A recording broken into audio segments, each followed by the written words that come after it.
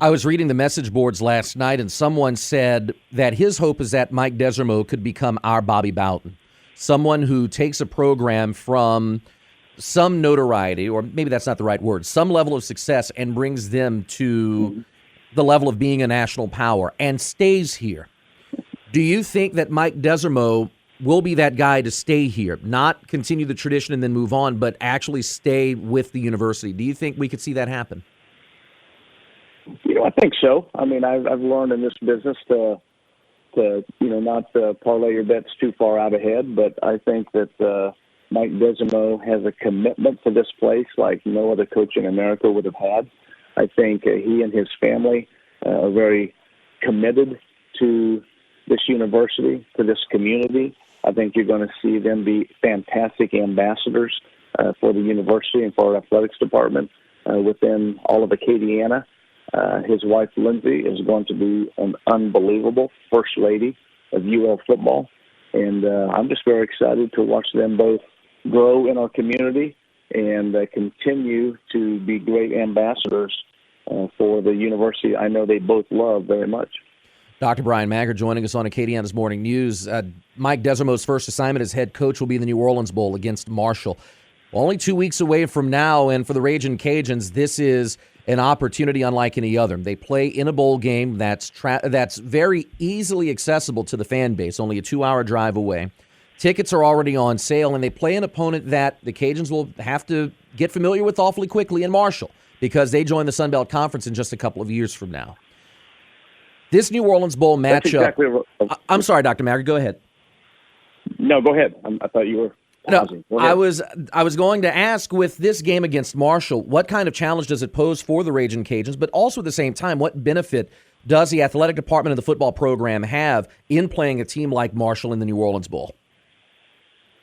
Well, I think first and foremost, the challenge is that they're a very good football team. Regardless of what their record might be, they're going to be extremely athletic, very competitive, and they're going to be hungry. They're going to be no different than any other team, I think, that we've played. They're going to want to try to knock off a ranked opponent.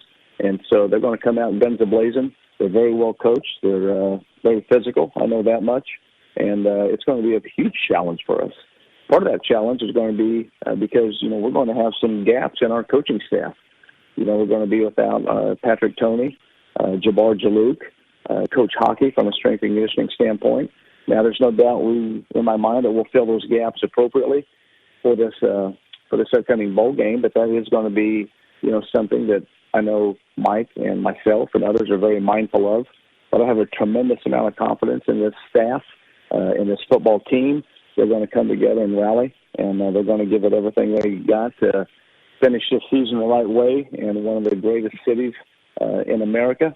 And we couldn't be more excited to hopefully have a chance to end this season with 13 wins in the great city of New Orleans. Yep, and Dr. Maggard, I'm going to pick right up on what you said.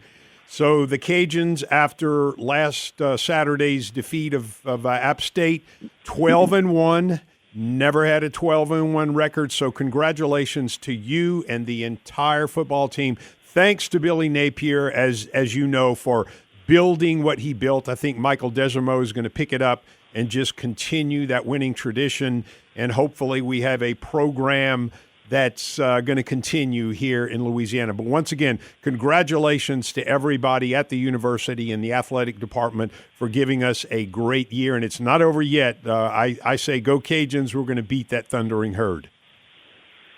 Well, thank you very much, Mark, and you're exactly right. It took a village to get this done. Greatly appreciate the blueprint and the foundation given to us by Coach Napier, and I could not be more excited to have Mike Desormeaux carry that torch moving forward, because as he told me, when we chatted during an interview, his goal is to make sure that we enhance and advance this program. We're not going to stay still. We're not going to settle for just where we're at today. We want to continue to grow and to become the best football program that we can possibly become. We know that Coach Napier paid a $3 million buyout, or I should say Florida paid a $3 million buyout for Coach Napier so they could acquire his services. Where does that money go? Does that go back into the coaching pool? Does that go elsewhere in the athletic department budget? It goes into our budget. And, and it's used, accordingly. But it just comes into our general operating budget. How much of a pool will Coach Desormeaux have to hire new assistant coaches? It'll remain the same at the $2.5 million. Okay. And we don't know the terms of his contract. That'll be released tomorrow. For fans who want to meet Coach Des, who want to get a chance to congratulate him up close and personal, when'll be the first opportunity for them to do that? Well, certainly you'll see us start promoting today the press conference that'll take place tomorrow, Tuesday at 3 p.m. in the Russo Park Stadium Club.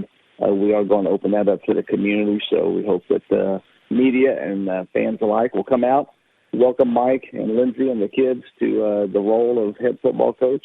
We'll start promoting that later today. Lastly, before we let you go, we played the story of the fan reaction to the Sun Belt Conference Championship, and you heard the jubilation, the exuberance.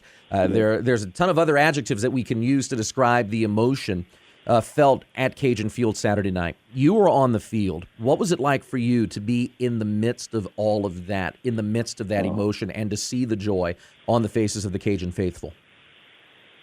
Well, I will just tell you, you hit the nail on the head there, Ian. As happy as I am for the team and the staff and the program in general, I'm as equally happy for the loyal Ragin' Cajun fan. There's been people who supported this program for decades, and that's the group, as well as the new fans who I'm most happy for. But no, it was jubilating. It was I can't thank Cajun Nation and our student body enough for showing up on Saturday. Down on that sideline during the game, when the fans were loud and cheering, it was piercingly loud. And so really, really appreciative of that. I'm very hopeful that we can turn that into a regular occurrence for all of our home games. And that's what college football is about. That's right. And this is football country. And so we need to find a way to capture that enthusiasm, continue to have 30,000 plus people at our games, peak out at 40, get that stadium full, and just continue to support and have a top 25 football program in all three polls. Dr. Brian Maggard, the athletic director of the University of Louisiana and the Louisiana Ragin' Cajuns. As always, Dr. Maggard, we appreciate the time. Thank you for coming on the show on short notice with us this morning. We'll see you tomorrow for the press conference. Yes, sir. Thank you both for having me, and go Cajuns.